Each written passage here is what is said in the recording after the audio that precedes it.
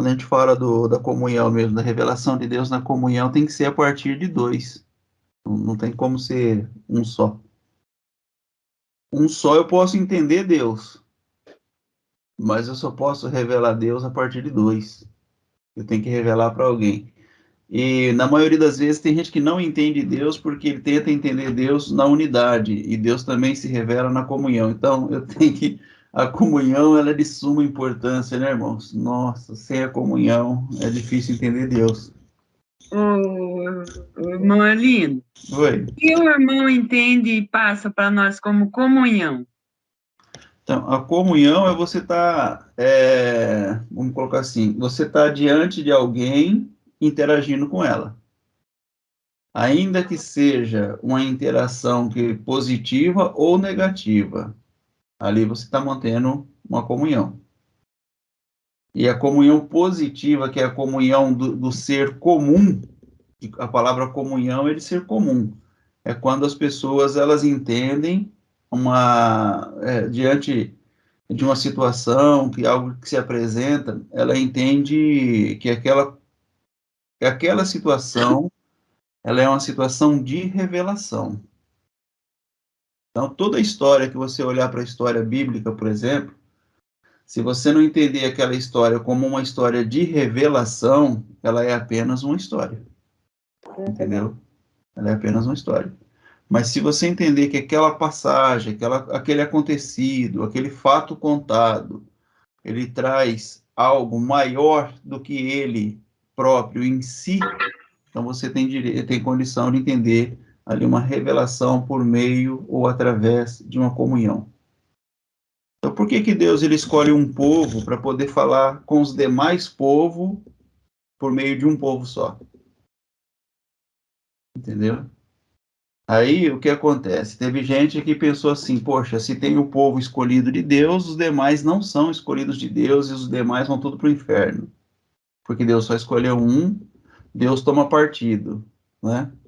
Só que nunca foi isso, irmãos. Deus ele falou assim, olha, eu não tenho como fazer isso usando todos os povos de princípio, porque aqui nós estamos no rudimento. A humanidade está começando a compreender as coisas a partir dessa, como colocar assim, dessa configuração de existência. E aí ele fala, eu vou tratar com um povo, vou escolher um povo, né? Vou trabalhar com um povo, e através do meu trabalho com esse povo, os demais povos entenderão o meu trabalho. E esse povo não entendeu o trabalho de Deus. Então o povo só buscava o resultado, né, irmãos, daquilo que era estar diante de Deus. Porque eles não entendiam o processo, o trabalho. E o que era para ser compreendido era o processo, o trabalho. Assim como Deus trabalhava com esse povo, era para esse povo revelar para os demais povos a expressão exata desse Deus. Então, na comunhão, haveria uma revelação de Deus. Então, quando esse povo chega diante de um outro povo, ao invés deles entregarem uma comunhão ali, uma revelação de comunhão, eles iam lá e destruíam e tomavam a terra. Aí o pessoal, poxa, esse é o Deus deles? Um Deus que manda matar, um Deus que destrói tudo, destruir as nossas mulheres, as nossas crianças. Aí eles falam, vocês têm que seguir o meu Deus. Eles falam, não, esse Deus eu não quero seguir, não. Porque o meu Deus é um Deus para vocês estranho, só que ele não manda matar ninguém. O meu Deus, ele é um Deus que a gente cultua ele aqui, ele tá tranquilo consigo mesmo. Não é um Deus que tem crise de identidade. Então, tinha cultura que tinha um Deus que não tinha crise de identidade nenhuma, que sabia quem era. Aí vem o povo hebreu com essa cultura que um Deus que tem crise de identidade, que precisa provar que ele é Deus, entendeu? Então ficava difícil essa comunhão, porque eles não mantinham essa comunhão. Até que quando o apóstolo Paulo ele começa a falar, ele fala assim, que a ardente expectativa da criação, eles não aguardam construções de igreja, construções de templo, enriquecimento de denominações, eles não estão aguardando essa forma, eles estão aguardando a revelação dos filhos, que os filhos entendam quem são, e a partir de entender quem são, eles passam a revelar o Pai. Então, todo aquele que olhar para mim tem que ver quem? Deus. Então, a pergunta que a gente faz, a sua família olha para vocês, eles veem Deus em vocês? Eles podem falar assim, ó, Deus é a minha mãe, ou a minha irmã, ou a pessoa que trabalha comigo, eu olho para ela e eu vejo exatamente como Deus é. Ele age exatamente como Deus age. Então, essa é a pergunta, né? Você quer falar, irmã Cileide? Pode falar. O povo quer saber. Eu acredito que a gente veio para aprender e ensinar, porém o irmão diz que a gente veio para ensinar. Então o povo quer saber quem veio para ensinar e quem veio para aprender. Os filhos, eles entenderam o pai, eles aprenderam, né? Lógico que aprenderam. Então, nós aprendemos. E a partir dessa compreensão, dessa maturidade, desse entendimento, eles ensinam, eles revelam, entendeu?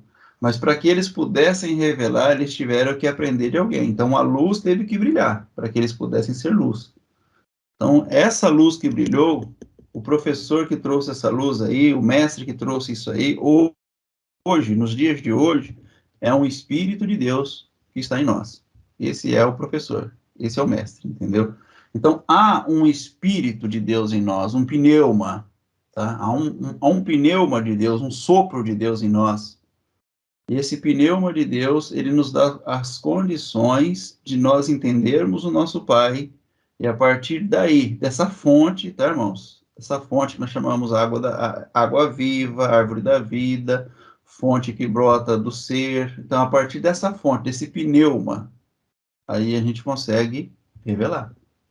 Porque de nós mesmos, do ser humano carne, não tem como revelar, não tem jeito. Isso aí não dá. Porque aí o ser humano carne, ele entende que ele precisa de um salvador. Um ser humano carne, ele está na condição de ser abençoado. Tá? Ele precisa ser abençoado.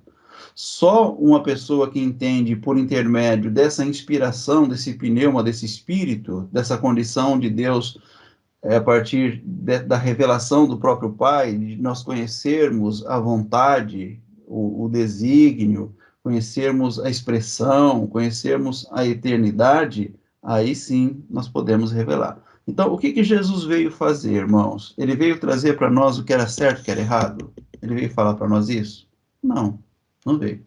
Jesus se incomoda com o nosso erro, com o nosso certo ou com o nosso errado? Não se incomoda, de forma alguma. Então, o que que Jesus veio fazer? Como que Jesus salva? Ele salva consertando o que está errado? Não, ele não salva consertando o que está errado, entendeu?